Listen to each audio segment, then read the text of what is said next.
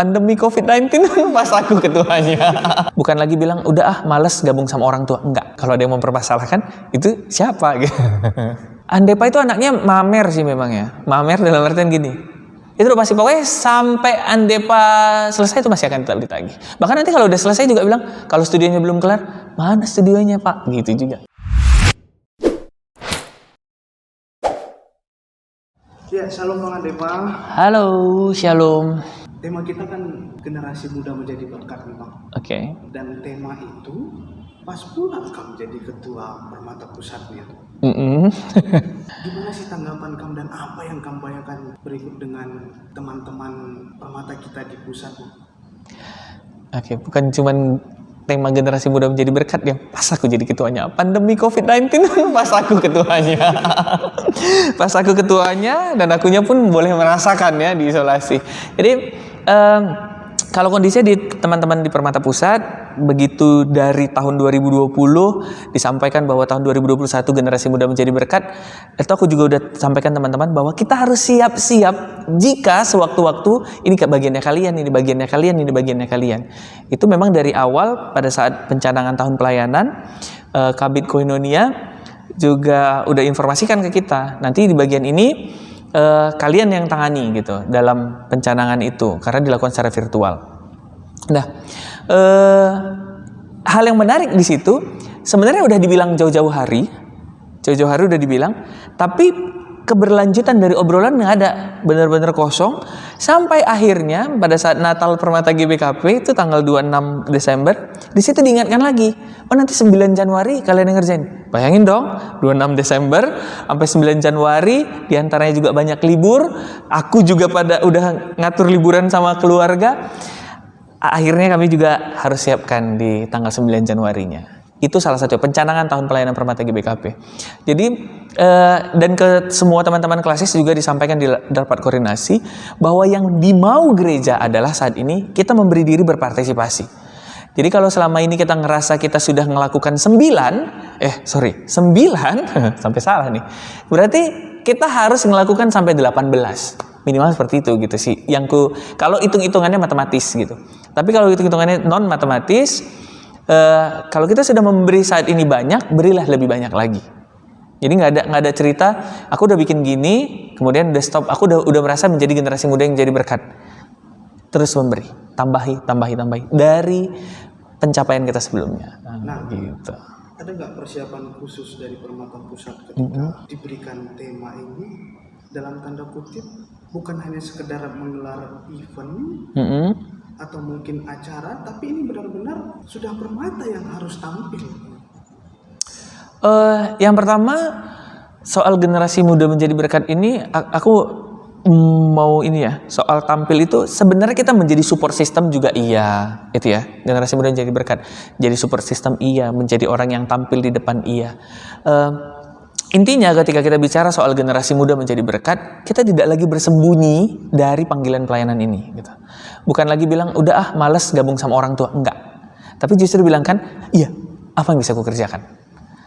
Nah, jadi kalau dibilang apa nih yang menjadi persiapan yang paling terlihat di tingkat pusat, kita memang karena kita memang pada bagian yang tidak mengerjakan begitu banyak bagian pelayanan, karena pelayanan ini kan adanya di Runggun ya. Panggilan gereja itu paling terasa di tingkat Runggun, sehingga kita memberikan pemahaman itu kepada teman-teman. Kalaupun tahun ini kita sepertinya direpotkan berlebihan, itu untuk semakin merasakan bahwa ini tahun generasi muda menjadi berkat. Itu bukan berarti generasi muda menjadi berkat kita suruh orang tua kita tenang-tenang aja, kita yang ngerjain semuanya. Enggak, ini proses kita juga berkolaborasi, semakin memperlihatkan diri, semakin menjadi rasa gitu, ada rasanya di gereja gitu. Dalam proses kolaborasi ini, Permata Pusat pasti kolaborasinya dengan gereja kita kan Bang? Ada, kalau kami mau draman lah. Sejauh ini gimana sih Bang? Sejauh ini kolaborasi yang terjadi, kalau aku melihatnya kami punya hubungan yang harmonis, ya, hubungannya harmonis dan saat ini juga segala hal yang mau kami lakukan sebenarnya kami bisa sampaikan, walaupun belum semua terrealisasi. Apalagi generasi muda menjadi berkat dengan kondisi pandemi, kita punya keterbatasan dalam pertemuan fisik, kita pasti menyajikannya dalam sebuah siaran-siaran gitu ya, seringannya. Dan kita pengen sebenarnya punya studio sendiri, itu juga udah sampaikan gitu. Dan itu bukan bisa langsung dilakukan gitu. Kita tahu juga semua berproses, dan kami juga tahu Modraman juga berupaya ke situ, gereja kita berupaya ke situ. Jadi hubungan harmonis ini kami harap juga nanti bisa tetap berlanjut, karena kan kami juga tahu bulan 4 kita sedang majelis sinode. Entah siapapun nanti yang akhirnya memimpin untuk 5 tahun ke depan atau periode ke depan ini, tetap bisa meneruskan gitu rencana-rencana ini untuk makin bagus kolaborasinya. Gitu sih kalau dari aku. Orang kolaborasi ini kan Bang, sebelumnya kan Permata Pusat juga punya bidang atau mungkin bagian musik yang membutuhkan wadah dalam artian studio. Nah, gimana sih Bang kabar beritanya PG Worship? Oke. PG Worship sekarang juga lagi ada project juga, mereka nyiapin project termasuk 2 lagu yang dinyanyikan pada saat Natal kemarin. Natal yang tanggal 26 Desember. Jadi ini lagi dikerjain sama teman-teman PG Worship. Memang bedanya karena kemarin juga kita gabung ya, bukan cuma PG Worship yang untuk Natal. Jadi mungkin ada personil-personil yang bukan ikut dalam aktivitas mingguannya PG Worship, juga ada di dalamnya gitu. Kalau itu yang sekarang lagi dikerjain. Informasinya sih inilah udah dapat sama gue, udah sampai. PG Worship nih dia mengerjakan bagian apa sih Bang, atau mungkin musiknya itu sebenarnya apa, atau dia ada fokusnya untuk kita pendem atau seperti apa sih? Oke. Kemunculan latar belakang memunculkan PG Worship ini sendiri, aku ngelihat kita punya satu keunikan karena kita punya lagu sendiri gitu. Jadi Kitab Mendenden itu yang pakai Kitab Mendenden itu cuma GBKP, bener ya? Gitu. Tapi gimana caranya ya lagu-lagu di Kitab Mendenden ini lebih terdengar familiar sama teman-teman Permata GBKP. Jadi aku pikir ada yang perlu memang menggubah itu atau menyanyikan itu, mengcover bahasanya sekarang juga supaya lagu itu lebih dikenal. Sehingga pada saat memunculkan Permata GBKP, PG Worship maksud kami, itu ada kriteria lagu yang akan dinyanyikan. Pertama Kitab Mendenden. Kedua, lagu yang diciptakan oleh Permata GBKP itu sendiri, kalau dia memang mau dinyanyikan sama PG Worship, penciptanya. Yang ketiga, lagu yang diperuntukkan untuk Permata GBKP. Contohnya lagu yang diperuntukkan bisa jadi lagu-lagu dalam kegiatan besar kita, theme song itu bukan penciptanya Permata GBKP, tapi dikasih untuk Permata GBKP. Itu yang mau dikerjakan. Atau yang memang datang dari teman-teman Permata GBKP ciptain lagu, aku mau dong lagu ini dinyanyikan sama teman-teman PG Worship. Oke. Tapi memang yang paling utama Kitab Mendenden. Bayangin ada ratusan lagu sudah di Kitab Mendenden, dan itu bagiannya kita. Kalau kamu tanya aku terinspirasi dari mana? Mimpinya sudah ada lama gitu, pengen punya yang seperti itu. Makin kuat inspirasi itu menggebu-gebu ketika melihat teman-teman kita dari GKI. Ini aku juga udah sampaikan sama mereka gitu. Langsung pada saat itu di Sumba, aku terinspirasi dengan Ignite GKI yang mereka buat. Yang mereka nyanyikan lagu Kidung Jemaat. Yang mana Kidung Jemaat itu mereka yang paling sering pakai kan gitu kan. Jadi kenapa tidak mereka juga yang mempopulerkan itu gitu. Ini juga gitu. Jadi menurutku ini hal yang sangat baik ketika kita bikin sajikan, tayangkan lagu Kitab Mendenden, memuji dan memuliakan nama Tuhan, dan itu semakin terdengar familiar di telinganya anak-anak muda GBKP, Permata GBKP. Gitu. Nah, tapi kan kebanyakan lagu di Ignite, mereka kan aransemennya kan datar kan. Aku menariknya lagu Talenta itu dengan ada rapnya gitu, ada gendang Melayunya. Gitu. Apa nggak jadi masalah Bang, kita mengaransemen? Kalau soal masalahnya ini, aku beranjak dari kekayaan musik itu sendiri bisa dieksplorasi ya gitu. Jadi memang pada saat teman-teman menyusun bagaimana nanti gubahan lagunya, itu biasa disampaikan juga kan ke aku gitu. Dan pada saat memang itu menjadi sebuah, karena dari kekayaan musik kita juga bisa merasakan bahwa Tuhan ini karyanya luar biasa gitu kan. Dia kasih anak yang bertalenta sehingga bisa buat seperti itu. Kalau soal menjadi masalah, pertama cara yang dinyanyikan sama PG Worship ini kan sebenarnya bukan cara yang akan nanti kita bawakan dalam nyanyi di ibadah-ibadah kan gitu ya. Kita menyajikan itu supaya ada gaya menyanyikan yang baru tapi tetap bertujuan kepada Tuhan gitu. Ke situ arahannya. Jadi kalau kamu bilang, kalau jika kita membandingkan dengan Kidung Jemaat yang dikemas sama teman-teman Ignite GKI gitu, aku juga bisa beribadah dan merasakan kebesaran Tuhan dengan cara-cara yang seperti itu gitu. Teman-teman PG Worship juga bisa melakukan itu gitu. Memang lagu Nusur Min Okasa Tuhan itu ada sebuah warna yang sangat berbeda masuk di dalamnya gitu. Tapi aku juga jujur ya, ini pengalaman pertama mendengarkan lagu itu pada saat setelah digubah, ngerasa merinding sih aku gitu. Karena memang ada suasana yang sangat berbeda dengan mendengar lagu versinya PG Worship yang Nusur Min Okasa Tuhan, tapi juga tidak melunturkan rasa kekagumanku terhadap Tuhan. Bahkan semakin besar oleh karena itu. Itu yang paling penting gitu. Jadi kalau dibilang menjadi masalah, aku pikir sih tidak. Aku pikir kalau ada yang mempermasalahkan, itu siapa gitu. Itu kan lagunya kan diaransemen dan dibawakan oleh langsung Permata Pusat yang gimana sih support dari gereja kita atau tanggapan dari gereja kita? Andepa itu anaknya mamer sih memang ya. Mamer dalam artian gini. Siap satu lagu, udah di video belum diupload, terus aku ngelapor ke orang tua kita, Mondramen, ya Kabit Koinonia lah, pendeta Christmas kan. Ma, ini nih udah siap gitu. Karena memang mama itu juga orang yang sangat menyenangi musik. Dia luar biasa sih, selalu mengapresiasi gitu. Bahkan ada malam puji-pujian, salah satunya yang dia bilang, oh ini Permata GBKP yang bawa. Ada lagu ciptaan dia yang kita bawa, karena memang kita temanya pada saat itu tokoh yang menciptakan lagu, salah satunya dia, pendeta Christmas, dan lagunya itu kita bawa versi berbeda. Dia diam, jujur ya pada saat dia diam itu aku takut, karena kan dia pencipta lagu. Jangan-jangan dia nggak suka nih dengan gaya yang kita bawain. Ternyata tahu nggak jawabannya dia apa? Dia bilang gini, baru ku tahu ternyata lagu yang kuciptakan ini bisa juga dibuat kayak gini, dan kalian membuatnya juga sangat baik. Jadi ada apresiasi, ada rasa bangga juga yang bisa kulihat di situ gitu. Dan selama kita punya tujuannya untuk Tuhan, aku pikir Tuhan juga akan kasih tunjuk jalan supaya orang juga bisa menikmati hadirat Tuhan dari cara kita mengubah lagu. Dalam generasi muda menjadi berkat ini, dan tadi juga akan mengharapkan ada tempat untuk Permata berkreasi. Dan sejauh ini bagaimana sih ya apresiasi daripada orang tua kita? Apakah mulus-mulus aja atau ada sebenarnya target yang masih belum bisa tercapai untuk mendukung tema kita ini? Kalau target ada nih, aku memang berharap ada studio. Tapi itu kan mau rencananya ada dibangun. Iya, rencananya ada dibangun. Tapi selama studionya belum ada, itu kan target yang belum tercapai kan gitu ya berarti ya. Jadi itu salah satunya. Kalau dibilang apakah mulus-mulus saja,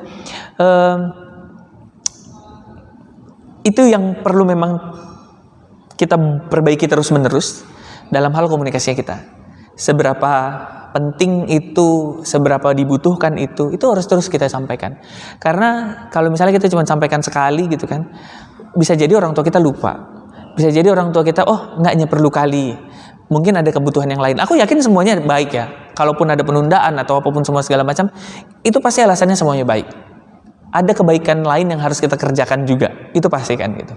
Jadi terus kita komunikasikan. Jadi kalau dibilang jalannya mulus-mulus aja, ya pasti enggak. Kalau kita mulus kan dalam mindsetnya kita, dalam pikirannya kita bilang hari ini, besok udah ada, itu mulus dong gitu kan. Tapi ini kan ternyata tidak terjadi seperti itu. Semoga segeralah bisa terwujud semuanya dan kita semakin banyak mengakomodir talenta-talenta tadi gitu. Nah, tapi kan biasanya kalau jiwa-jiwa muda nih Pak, ketika sudah diberikan fasilitas, malah nggak jalan atau tiba-tiba ngilang. Apakah ada fasilitas dulu, baru generasi muda ini bisa menjadi berkat?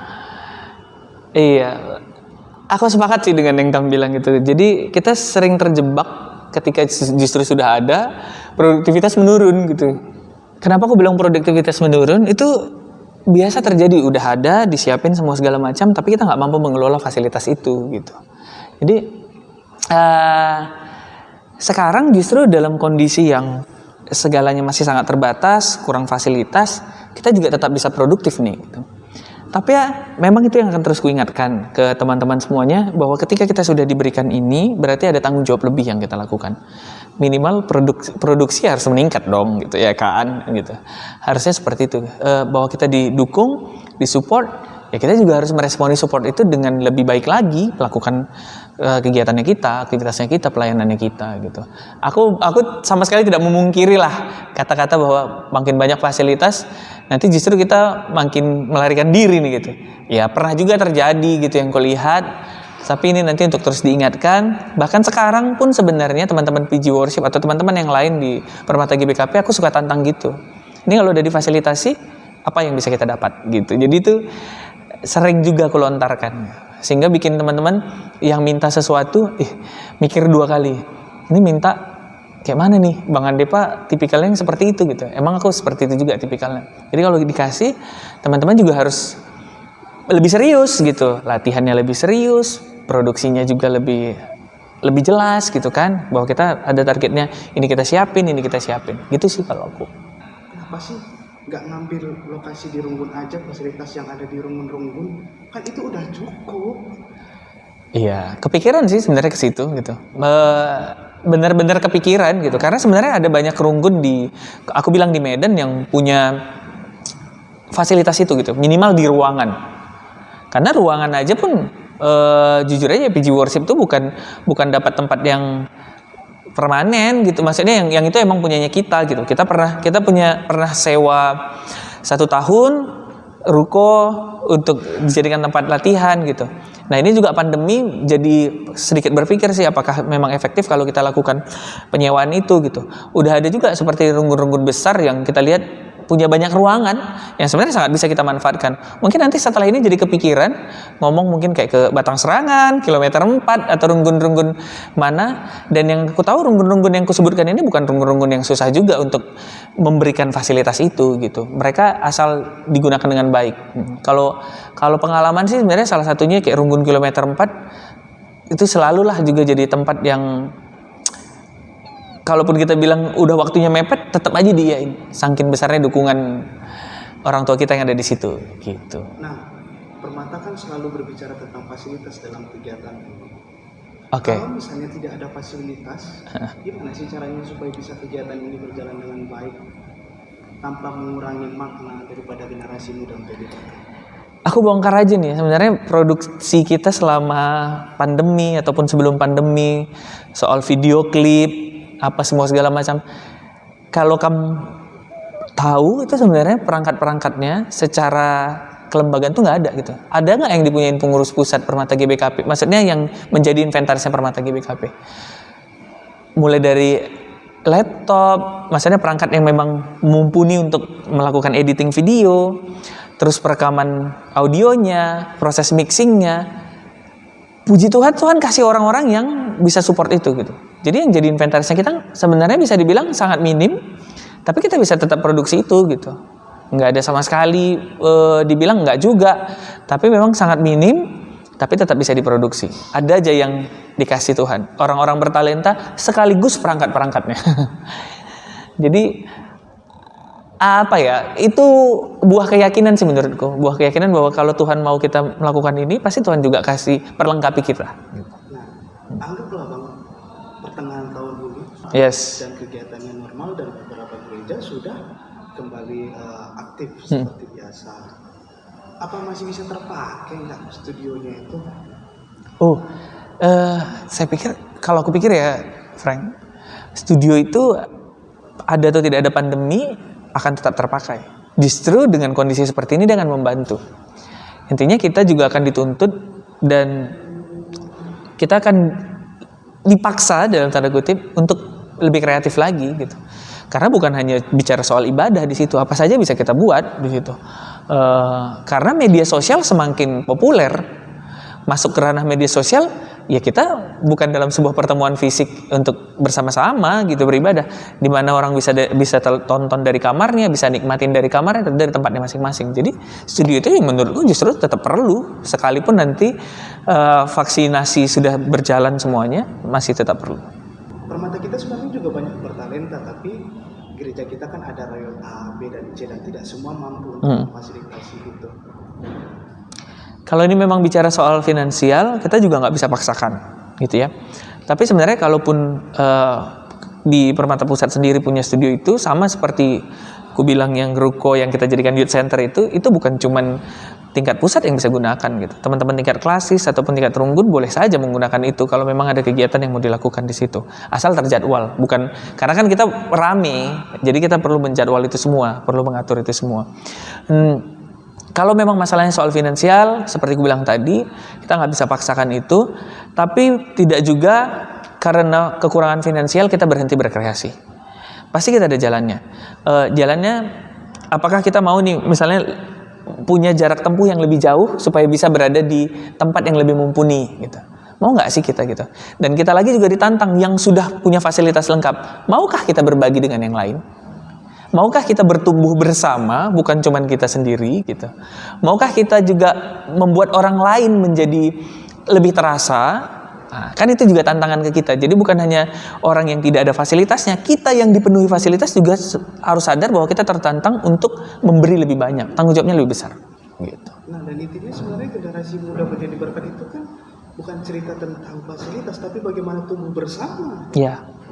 Bagaimana tumbuh bersama? Mungkin banyak orang atau mungkin anak-anak Permata yang nggak kepikiran lah ya. Kepikiran. Karena yang dibayangkan pada saat ini pandemi IT, pandemi IT, fasilitas IT dan segala macam. Padahal sebenarnya di luar daripada itu mereka bisa lakukan bagaimana sistem kerjasama seperti tadi ya, Trunggun yang besar memfasilitasi yang kecil, atau ikut untuk belajar walaupun belum ada, nanti ketika nanti kemudian hari dan bisa dipakai. Dan yang paling penting juga satu lagi Frank, ketika kamu menjadi penyelenggara atau jadi pengurus permatanya, ketika kamu mengajak orang lain untuk bergabung dalam pelayanan tersebut, yang perlu kamu sampaikan kepada orang itu adalah keyakinan bahwa dalam kita memberi diri kepada Tuhan itu, kita juga akan mengalami pertumbuhan gitu. Jadi jangan sampai kita hitung-hitungan, ya aku kan udah bikin ini, aku kan udah bikin ini. Kita sebagai pengurus sangat bisa harusnya menyampaikan ke teman-teman kita yang lain bahwa setiap apapun yang kamu kerjakan untuk Tuhan itu pasti Tuhan perhitungkan. Tuhan yang perhitungkan. Jangan kita tunggu yang perhitungkan itu gereja, nggak usah kita tunggu yang perhitungkan itu manusia. Tapi yakinlah bahwa Tuhan memperhitungkan itu semua. Nah, Tuhan memperhitungkan itu semua kan, Pak. Tapi pada kenyataannya dalam kegiatan gereja mungkin banyak sebenarnya orang tua yang merindukan anaknya untuk ikut di PJJ. Gimana sih itu? Oke, ya ini memang bahkan tahun ini makin terasa ya gerakannya gitu ya kan, Permata ikut PJJ. Dari dulu sebenarnya PJJ itu bukan gaweannya orang tua saja kan gitu, bukan bagiannya orang tua saja. Permata juga harus ikut sih di dalamnya. Itu yang ku bilang mungkin itu juga ada sebuah pengaruh budaya. Kita tidak terbiasa nongkrong dengan orang tuanya kita, sehingga wadah PJJ seperti wadah yang cukup mengerikan sama kita gitu. Kurang nyaman lah, bukan mengerikan lah bahasaku ya, kurang nyaman sama kita. Dan tahun ini itu juga jadi PR di generasi tua, bahwa menghadirkan suasana PJJ itu bukan cuman untuk generasi-generasi yang terdahulu gitu. Itu jadi kalau dibilang aku pun rindu di PJJ itu semuanya ngumpul gitu. Ya dengan kondisi keterbatasan karena pandemi, oke lah kita bikin PJJ-nya online gitu. Tapi anak-anak permatanya juga ikut gabung gitu. Sebelum kita ke pertanyaan terakhir, Cimpa kabarnya gimana sih? Oke. Cimpa sih seharusnya tahun ini, harusnya 2021.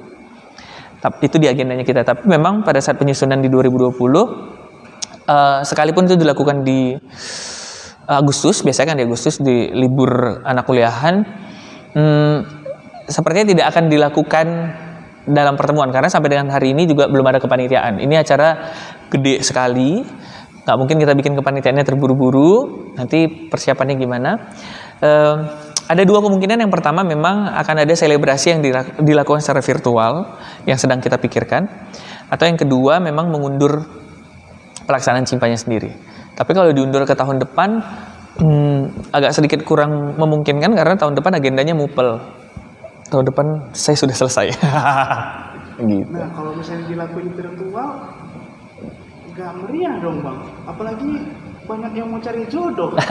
Iya bener nih. Bener, ternyata memang hasil cimba banyak yang ini ya, banyak yang berakhir di pelaminan ya. Puji Tuhan lah kalau memang berakhirnya di pelaminan. Kalau soal meriah atau nggak meriahnya balik ke masing-masing ya gitu. Walaupun memang ada suasana yang sangat berbeda. Suasana kita berebut kamar mandi, suasana kita berbagi makanan, itu pasti nggak akan kita dapatkan kalau yang dilakukan secara virtual. Tapi memang konsepnya sangat berbeda nanti yang virtual. Kalaupun dalam benak kami, yang virtual dengan yang pertemuan fisik secara langsung. Oke Bang, terakhir nih sebelum kita mengakhiri pertemuan kita, apa sih harapan Ham untuk orang tua kita yang baru, karena semuanya pasti akan ganti kan, dan banyak mungkin kegiatan permata yang belum terselesaikan. Ini modraman ya berarti ya, modraman yang terpilih nanti ya. Harapanku secara personal yang terpilih nanti adalah orang-orang yang tentunya paham dengan panggilannya, bukan hanya sebagai pendeta, tapi kali ini dia juga mengatur rumah tangga gereja gitu ya, secara sinodal.